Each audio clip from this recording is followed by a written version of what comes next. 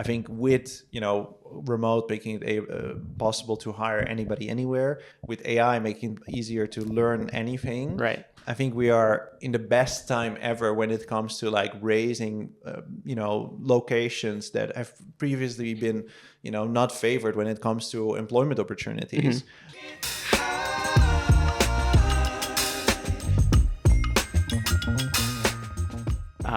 Welcome to Japan. Thank you. It's great for you guys to be here. It's been, you said, a day and a half since you arrived here? Yeah, we arrived on Sunday, I think. And then we've just been eating a lot since then. Yes. Yeah. First time in Japan or No, many third times? Or fourth. Yeah. Yeah. Okay. Yeah. And then mostly in Tokyo or? Yeah, unfortunately, I've only been in Tokyo. And this trip, we're also only staying in Tokyo. So I've never been out of Tokyo. I would love to. Got it. Yes. Come skiing during the winters. No, maybe March during cherry blossom season. Yeah, last time we were here around the time. Right? Yes. Okay. Yeah. Okay. So we actually caught some cherry. Always find that we always have a plan to go outside of Tokyo, but then the gravity of the city is such that we use all the time. And it's also, and Tokyo is so big. Yes. Like, there's a million and one things to do, and it's so easy to get around. So you're like, oh, it's fine. Yeah, I think it's unfair to call Tokyo a city. Yeah. It's more like a prefecture in itself, right? Sure. Yeah. It has a lot of different wards inside of it. How would you compare like Tokyo to where both of you live? I think first, you guys don't live in the same city, which I think is relatively unique for a startup. Can you talk about where you guys live, and then let's get into intros in terms of can you talk about who you are, what you do, and why you're here in Japan? Sure. Yeah. So I live in the Netherlands. I live close to Amsterdam, not even in Amsterdam. Although if you were to compare it to Tokyo, I would definitely live in Amsterdam. I live like 40 minutes cycling to Amsterdam, which in the Netherlands is a long distance. But it's a very different city, right? Like I think Amsterdam is as big as Ginza. So with probably a smaller population count. So it's very different. I do think like one of the things that I really like about cities is when they're very walkable. And Amsterdam and all of the Netherlands is very walkable, and you use your bicycle everywhere. And that's very similar. And in every other way, it's extremely different. Yeah, I mean, like there's nothing that you compare it with. Yeah. And I'm in San Francisco. So originally from Portugal, and I moved to San Francisco. Now we're both runners. Okay. And so he gets to enjoy a flat terrain every day. And I suffer through the hills, both Portugal and in the US, San Francisco. Now running here, I was telling you this morning that it feels such a treat because you can really run for flat terrain. Is so nice. You can Tokyo's very flat. So many different things. And so the comparison is almost unfair in many different ways. It feels always very safe, very welcoming, very clean, very clean. Yes, very well structured, and so everything is predictable in a way that both Portugal and at Lisbon, where I came from, and San Francisco typically are not. So they're on the far end of the spectrum of that. Amazing. So we're here today with Jaub and Marcelo. Thank you for coming here, the founders of Remote. Can you please kind of talk about what Remote is and why you're here in Japan? Yeah. So Remote is a platform where you can find, hire, and pay anybody on the planet. And we build it in a way so we have entities all over the world. And you can actually hire anybody anywhere through us, which makes it very unique. So if you have a Japanese company, you want to hire somebody in the US, you don't need to do anything. You go to us, you tell us, I want to hire Jane, she lives in the US, and you can do everything through us. And we've had an entity in Japan for quite a while, for over a year, but we never really went into Japan and did sales here, right? So we never marketed our business. And so we have a few large Japanese companies that we work with today, like Mizuho and Toyota, but we want to do much more. And so that's why we are here now, because we're now starting to get into the country. We'll market locally, we'll do sales locally. That's why we're here. Amazing. Two parts I want to kind of deep dive in there. One is, what is usually the process of companies if if a Japanese company wanted to set up an entity or set up like hire someone in the US, do they usually have to set up an entity first? Yeah. What's kind of the pain point that you're solving here? Yeah, so if you want to hire anybody anywhere, right? Even if you're a Japanese company, you want to hire somebody in the US, what you need to do is first you need to set up an entity. So you need to figure out what kind of entity is going to be, Right. which is a question in itself. Then you need to find the talent if you haven't already. Then you need to understand, how do I hire somebody? Like, what is labor law look like in this country? And every country is completely unique. Right. Then you need to figure out how I'm going to pay this person, which is a different problem to solve. Then you need to figure out, how do I provide benefits to this? Because this is another necessity and mind-blowingly complex. And then once you've figured all of that out, and you have to create a contract, you have to make sure that it's valid, and you can start paying somebody out. And eventually somebody will leave your company or something will happen. And then your problems are 10 times as big, because now if you want to fire somebody, it's really complex. And again, in each country is different. So there's just immense complexity with hiring somebody. And so we solve 100% of them. It's literally as simple as, this is the person I want to hire, this is their email address, and then we sort out everything else. And the only thing you have to do is pay us every month so we can pay the salary of the person. But other than that, we take care of everything else. Got it. And then why specifically Japan compared to, I know, third largest economy, or I guess fourth now. Yeah. But it's historically it's been very domestic oriented, right? And so I think you're finally starting to see more companies want to go global. Yeah. Is that part of the reason why? Or it is, yeah, no, it is. And I mean, it's because of the evolution of our company, right? Like, it's just a state. We are at a state where we can do this and we can go into Japan. On the other hand, we surveyed Japanese companies, and 87% of them say, "Oh, we want to hire somebody internationally." Depends a little bit on who we surveyed. I don't know exactly, but there were enough there. And then lastly, because we see this change, right? We see that Japanese companies wanting to hire more internationally, that they face the same scarcity in talent. And so they need our services. And so we want to be here at the right time. Got it. I want to shift, topics a little bit in terms of, what you guys do, not just what you guys do at Remote, but how you guys work at Remote. Because I think that's kind of important for the next few topics that we discuss. The two of you don't live in the same area. In terms of offices, how does that work? How much remote work there is there? What's kind of the policy within the team? Well, we're 100% remote. Okay. So almost 2,000 people across the world. Was that from the start, or was that? Yeah, always. Always. So ever since we started, we're very fundamentally true to the name, right? It would be a bit of a paradox, even though possible. And we always believe, you have to eat your own dog food in a way, and understand that the things we preach is that, there's talent that's everywhere, opportunity not necessarily. And so we want to match both. So we had to go through all this pain of building this company and this platform and going into all these countries across the world so that others don't, right? And our customers don't have to. And so we by doing this and sort of almost brute force across the world and the way we run our company, it taught us many things. How to run a business that is efficient and that can scale in that way. Of course, the company has existed for 5 years, and so we grew very, very fast.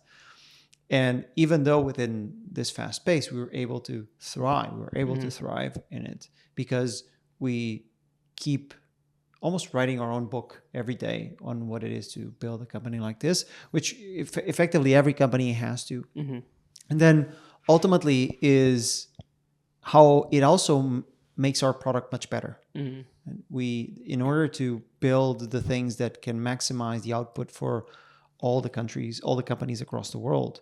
And mind you, like, not all our customers are remote companies. They are in-office businesses. Right. And so they can always take advantage of all the knowledge and of the things that we built into our platform because we built the company in that way. So you guys are the users of your own products. Yeah. You're living the product as well. Yes. Plus, because you have a lot of best practices, you can actually share that as well. It's not just providing the tool, but also the knowledge as well. To some degree. I mean, we were not super active in telling companies how to run their business, right? Like, we really want to facilitate, the bureaucratic, boring, complicated, expensive stuff and make that simple and cheap. Right. And then we allow companies to figure out themselves how to run their business. But we do make, for example, our handbook, which is how we run a company, it's open. It's remote.com/handbook. So it's actually our actual handbook. So we modify it every single day. You can see a little bit how we do it. Amazing. So I want to kind of deep dive into this, the remote culture that you have here in your company. I think one of the things that I think, especially with COVID, people started questioning what is an office, right? And I think in the past, we've never really done that. I think it was pre-COVID. I think the average person spends about 90,000 hours, of their lifetime in an office, but they never think, what is an office? Like, why do I have to be here? Why does everybody have to be here? And oftentimes, if you go back in history, it starts with like factories, systems, things like that. How do you kind of reimagine the office to be? Should there be kind of a physical space? Should it be kind of half and half? What's kind of your ideal office?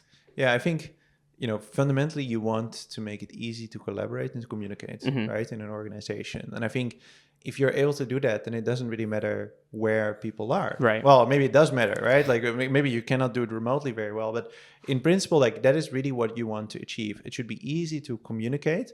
So you should be able to quickly connect with people. You should be able to connect with them for longer periods of time, which is a very distinct thing, right? And then you should be able to collaborate, get together with people and do work together in whatever format that is. And so what we see is that an office can be helpful for that. And in fact, it's really easy to do it in the office because you see each other there. Right. And so you can walk up to somebody, it seems very obvious, and talk with them and communicate with them. And the moment that you go all online and you're only online, then there's this wall of, I don't know if you're really there. I can't see if you're sitting at your desk, right? And so you have to sort of solve for that. But the upside of that is that if you solve for that, then you can hire people anywhere. You don't have to commute. You don't have to pay for an office. And so, from my point of view, the way I think about the future of work in that sense, and like what the roles of offices is, that office is a great place to work, but it is not a foundational aspect of how a company should be ran. Because the moment you're going to say, well, everybody always has to be in the office, you just limit your opportunities massively as a company, right? You instantly become very local, in terms of talent, but also in terms of like access to other cultures, communities, countries, etc. And it becomes much more expensive, right? Because you're likely going to have your office in a central place, so you're competing with on talent and location with other businesses that are also there. And so, but having said that, like one of the good reasons to have an office is that if you are living, like for example here, in Tokyo, it's unlikely that you have a giant apartment where you have a separate office, right? And so if you have a young family like we both have, then it's very problematic if you have to work from home and you don't have an office. And so offices are not bad per se. I think it's great to have a good workplace, and actually I think that is foundational to have a great workplace. So given that you have that, you can be much more flexible around space. But maybe that means that you need to have an office or a co-working space or something similar. Got it. And then I think a lot of companies, they've maybe went, 80% or 90% remote, but then they would cover kind of the physical interactions that a lot of employees crave through offsites, through different kind of mechanisms. Yeah. What's kind of, the way that remote has, has there been a need for kind of physical proximity? And then if there is, what's the way to solve that? Yeah, go ahead. There are different things, and I think whatever I'm going to say, I'm 100% sure Joop sees a different thing and has, of course, his opinion on it, because this also stems from the definition of culture of a business, right? The in-person or not in-person or what do you do is all about the craving of people for social interaction, right? Which is tightly coupled with the definition of culture of a business, which is not the same as an office. Right. To your point. Now, when we started, we wanted to get together every month. Yeah, we did actually. But the whole team was in Portugal at the time. Yes, so it's kind of convenient. Like not in the same place in Portugal, but we just like met up in the middle somewhere. It was useful because that's exactly the time we started to hire, and so every time we would meet, it was like a couple more people, and then the pandemic hit, and I think we entered the pandemic with somewhere between 30 to 40 people, I suppose. And then we exited at 700 to 900 people. That's in a span of like 2 years? Yeah, we went from 50 to 650 people in 2021 in 1 year. Wow, in 1 year. And so we went from a place where, okay, getting together is no more than just a couple of train tickets and a few pizzas, to this is now a multi-million endeavor and like a multi-year planning situation. Also, we run payroll across the world for all these different companies for all these different countries. So in order to fly everyone to one single place, it means that in effect, you'll be 1 week out as a business. Right. We are not in that kind of a situation. And so we had to find out what could we do to solve that. And of course, the fundamental answer is it evolved as the company evolved. Different times we employ different things. There was a point in time where everyone in the company, for instance, had an Oculus VR, where people could hang out together, work together, play games, some more competitive than others. Right. But it would ease out that need of social interaction. And then evolve more into, initially, I think we would all be involved in trying to sanction what were good things for people to socialize and whatnot. And then from my perspective, what I think we did very well was we created the avenues for culture to expand itself. So today, in a company of almost 2,000 people, we allow people to find the niche of their own things and then to explore it. And we provide some budget for, dinners, get-togethers locally. And then for teams, for specialized teams to eventually do a meetup somewhere and to fly up and be together for... That's for separate teams within the company. And typically around domains and themes. And this to say that the theme of this is that we went from sanctioning what was the social interaction to defining the guardrails. Right. And then let the culture evolve itself around that. And I think that going forward, if we sit here 1 year from now, we'll probably have a different answer because the company probably grew more or changed the way we're doing things. And I think that is part of what a good culture is to adapt to its people. How does the culture adapt from 50 to 650? Like, that seems near impossible. Yeah, I always say blood, sweat, and tears. So like, culture is like an emergent property, right? So you don't really have a handle on it. The only thing you can do is like try to guide it a little bit. And so one of the things we did very early on, we said, well, these are our company values. And we want to hire people that are somewhat aligned to them, and then we expect you to behave according to them, right? And we give examples and counter examples. Maybe in the beginning, not very much, but nowadays we give good examples and counter examples. And I think that's a reasonably good way to do it. I mean, in the end, again, because it's such an emergent thing that essentially is like what happens between the people that you hire is that in the moment that your team is doubled, it means you have an entirely new culture because more than half of people have no idea what was there before and it has no meaning to them. Right. And so you are essentially in a new place, in a new company, and you really have to treat it that way. And so, I honestly, my real honest answer is that year has been a blur. I think we were hiring so incredibly fast. I also had my son was born in August 2020, so I also had a small baby. So it was like completely sleep deprived the entire year for two reasons. But you just hang on and you do your best and you try to. And I guess in some ways we're growing faster in money terms, but much slower, luckily, in number of people that are joining the team. All percentage-wise, not in absolute terms. I'm thinking, we're still growing fast. But we still do the same thing, which is like you have to incrementally make changes to the company, its policies, the values. For example, last year we changed our values slightly because we felt like we needed to realign the company a little bit.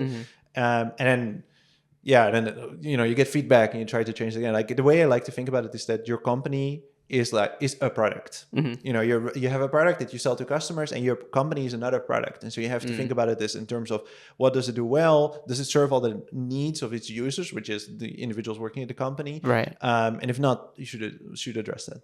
Got it. Interesting.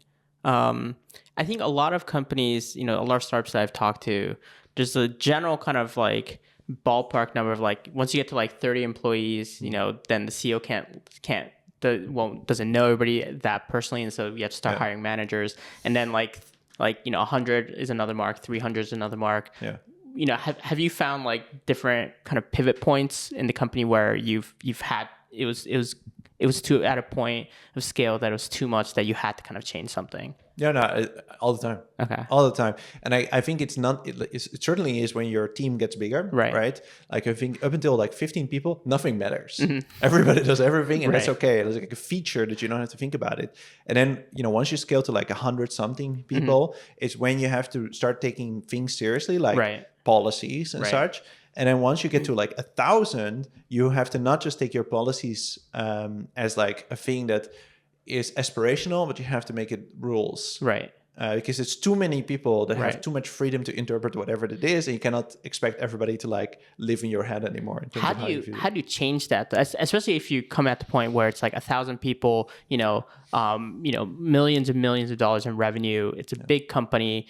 It's hard. It becomes harder and harder to change things usually in a bigger company. Have you found that kind of friction within the company or not so much? Yeah, I mean, look, one way is to hire great people. Right, like hiring great people that have some experience with it. And the other one is just over communicating, right? If you as a leader, you should tell everybody what you're seeing, what you're feeling, and what you're going to do about it, and what the plan is, right? And if you have to do that continuously, and it's very easy to forget about that, talking to everybody. But if you're very clear about this is the problem, this is the symptom, this is how we're going to address it, then I think you can do a reasonable good job. And stay incredibly humble, right? Listen to what people are saying. What's the avenue in which you tell, your employees, your other colleagues, what you're feeling, what both of you kind of want to push the direction of the company? Yeah, I think we use asynchronous communication very aggressively. And and it means that we just write stuff down first, right? Like I think the single source of truth of anything is always a document of text. But how do you then radiate that? Well, we use Slack very actively, and we use video a lot. So we use Loom to record videos of ourselves.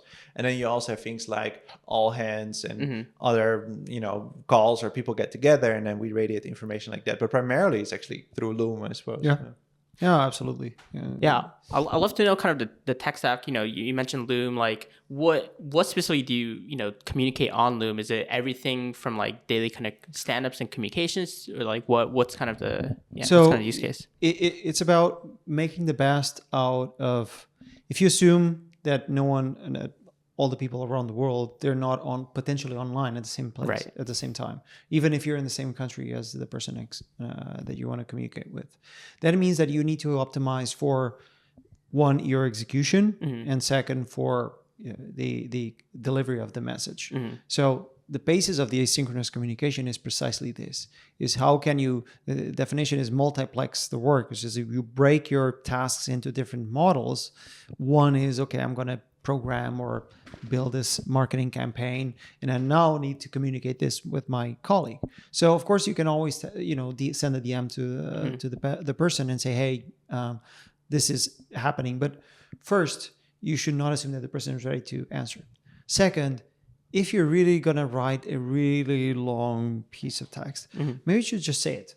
Right. And so sometimes it's easier for you to just record a quick Loom, a quick video, and say, this is what I'm thinking about. This is my random thoughts. Let me know. Most of the times, you don't really need to be in a call. And why is, a call is typically a very expensive vehicle, right? Because it's my time plus your time, right? Times the amount of minutes or hours that you spend in a call. And so most calls could be a message or a Loom. And so you almost do it, you respect the cost of every interaction. DM is cheaper, Loom is slightly more expensive, but the call is super expensive. Right. And each are less effective in terms of time management. So the idea is that you maximize your own time, the things you can be productive at. And you do that by reducing the back and forth or sitting in the same call with someone, right? So you start with writing down. You then go to video messages, we use Notion a lot to document, which goes into also documenting not just your thoughts, but also an agenda for a call. Right? You should treat a call with maximum respect for what it is, and so you go in with a clear agenda and clear objectives to take out of it.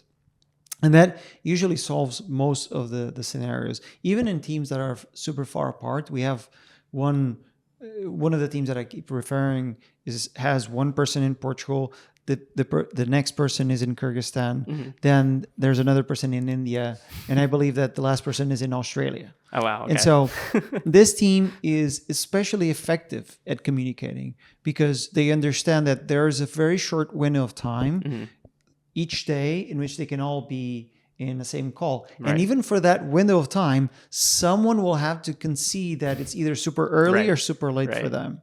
So they really respect that. And however, that team is insanely efficient, right? Because they really nail down all their individual work and tasks in such a way that they don't hog the time of someone else because they can't afford it. Right. It's a really interesting point because I think a lot of times you see this in social media and in all sorts of services where constraints actually make you far more efficient and far more creative. And I feel like, the real time like window where you can actually talk to everybody is so slim that you have to be creative. You have to prioritize it. You have to make it precious that, that's the time when everybody comes together to either make a decision or do something. But then all the other times you figure out, you optimize for that specific time. It's something I've never kind of thought about because I think usually we're used to real time, communication constantly where you can always sit down in a meeting and waste 30 minutes, an hour just talking. So no, that's really interesting. Do you think, moving a little bit towards like AI, I think one of the interesting theories that I've heard that might play out is AI obviously helps cut costs in terms of building new software, but it also reduces the time to actually create software as well. Because AI can obviously write code, and it will be able to write more and more code later on. What that eventually might lead up to is more companies needing, coming together to make decisions more and more often because the AI will do all the work in terms of actually executing the code. So the bottleneck is less on actually doing the code, writing the code, where I think that was where the bottleneck used to be. But now it's on decision making. It's on actually figuring out, and one theory that I've heard is because of that, we might need to be less remote. We might need to be more together, more real time. Any thoughts on this theory? I have lots of thoughts. I think the first one is that I reject the idea that being together is like a great way to make decisions. Got it. And I also reject the idea that like doing work is better done when people are together. I think even in an office, you see that the majority of the time people are working by themselves. And in a highly effective organization, you see that they spend even less time together and they spend most of the time by themselves, right? And generally, I think that fast-moving organizations, decision-making is also it doesn't happen by consensus, right? It happens by a leader, right? And especially if a decision is not a trapdoor decision, right? So a decision that you can't undo, you better take it really, really quickly. Right. And so I do think that there's a truth, like some truth in it, in that people will have more time to be together eventually until we only have to be together because we have no more work to do. But I think until that point, like I think generally you're more effective if you spend more time alone, right? Like, and it could be in an office with your door closed, right? So you're not distracted by your colleagues. But I think the way I think about it is that productivity is just going up. And being together is not necessarily going to make us more productive. I think it's just going to feel better, which I think it always has, which is one of the reasons why it's so hard to say goodbye to an office if you're very used to that, because it's very fun to be together. It's a social environment. Yeah, it's nice. It's like, and then whenever, we visit companies sometimes, or, we speak with people that work at companies, we're always like baffled by how incredibly inefficient they are because, 8 hours working at remote is like, it can be pretty intense because you're expected to do 8 hours of work.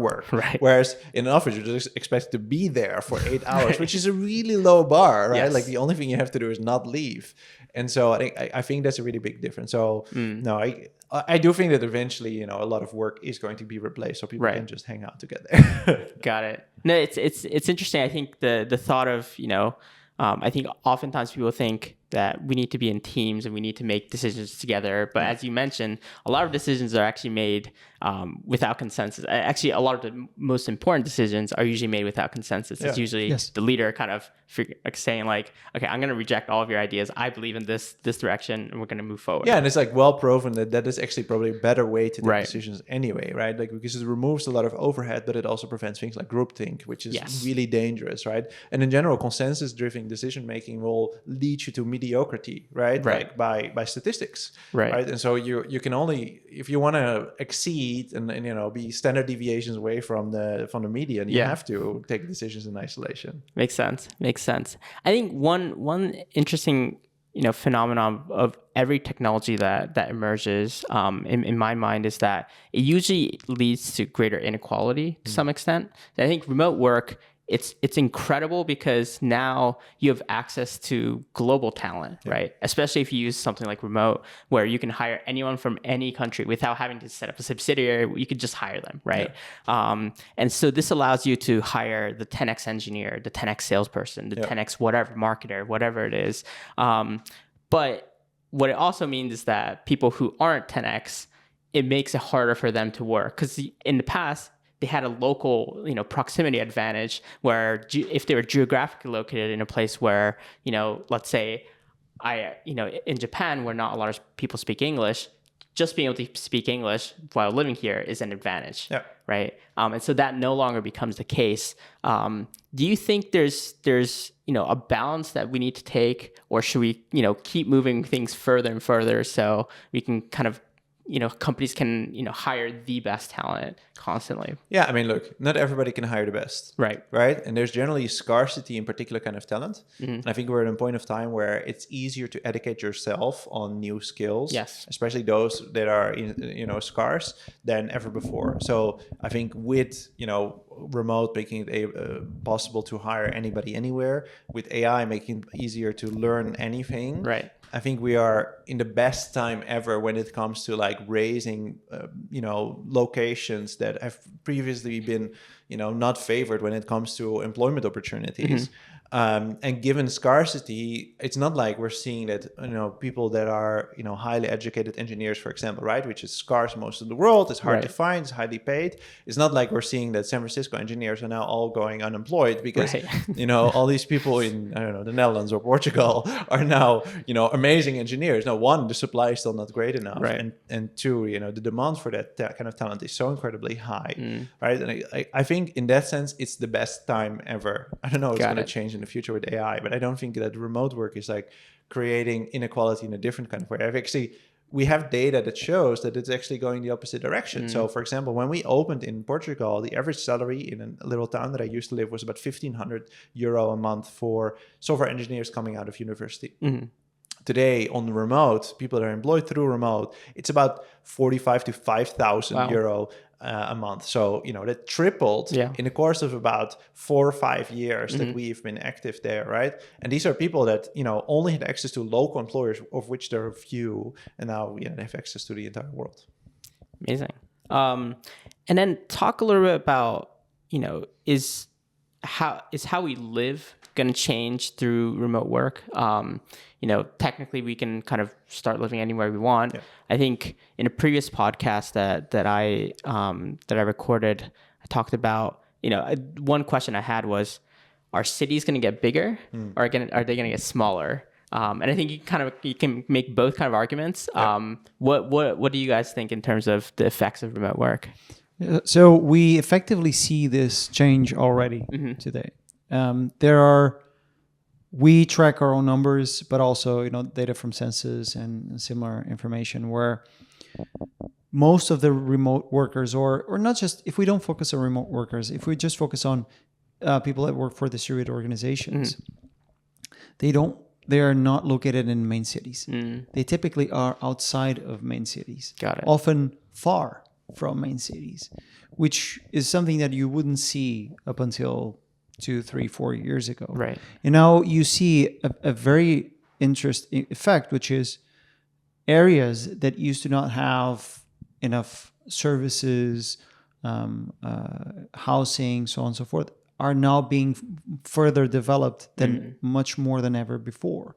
And so it's attracting people. It's this very virtuous loop where people are going there to areas far away from main cities, and they're needing more services. Therefore, services are being built. Right. So there's a different economy coming up out of the main hubs. Interesting. On the other side, what's happening in many cities is that two effects are being noticed. One is much more foreigners coming in across the world. It's not just one country or another, because they want to explore. And typically, if someone says, "Well, I want to go explore Japan," they will.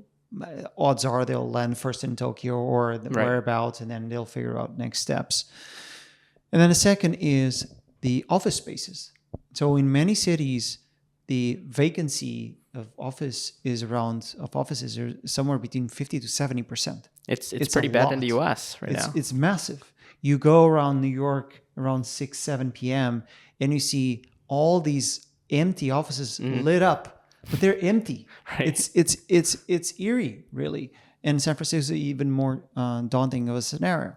So what is now happening is we're seeing companies that are starting to specialize in turning office buildings into housing, because right now there's a huge shortage of housing in most main hubs across the world, where we have huge compounds of used to be offices empty. So the economy is changing significantly in the context of a city, but also on the outskirts of cities and even more suburban areas across the world, which is also somewhat puzzling to some governments, right? Because they don't really have, up until recently or still today, most governments have like incentives for people to go live outside of the main cities. Right. And they're now happening without the incentives. So there's no correlation nor causation in these incentives. So it changes economy in a very, very accentuated but also clear way. The future will be much more equalized, I believe, where where you sit does not dictate at all how much money you make or what kind of services you have access to. Now, of course, this is a long-term plan up until we're like in a place where we could all experience the same.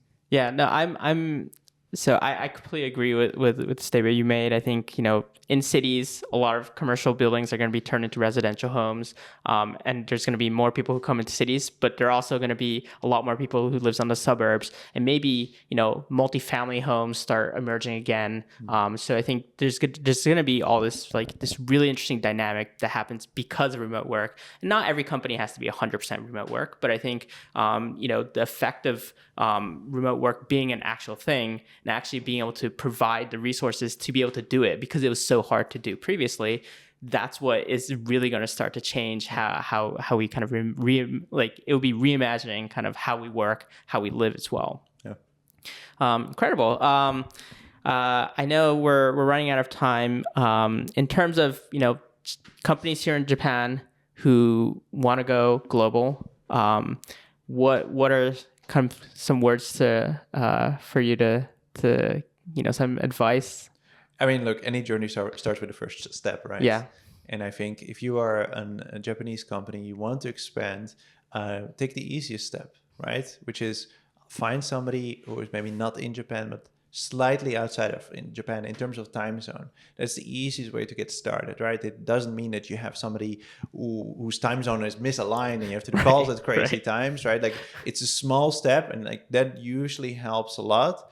And then listen to that person, that feedback that they give, because you have to change your business a little bit if you are going from like being highly local to being an international business. And secondarily, like if you are a business that is fully office based and now you have a remote worker, it means that everybody has to work as if they are remote, which is extremely hard to do if you all go to the office. So like maybe don't all go to the office every single day, like start, implementing some. I think that is probably the easiest way to go.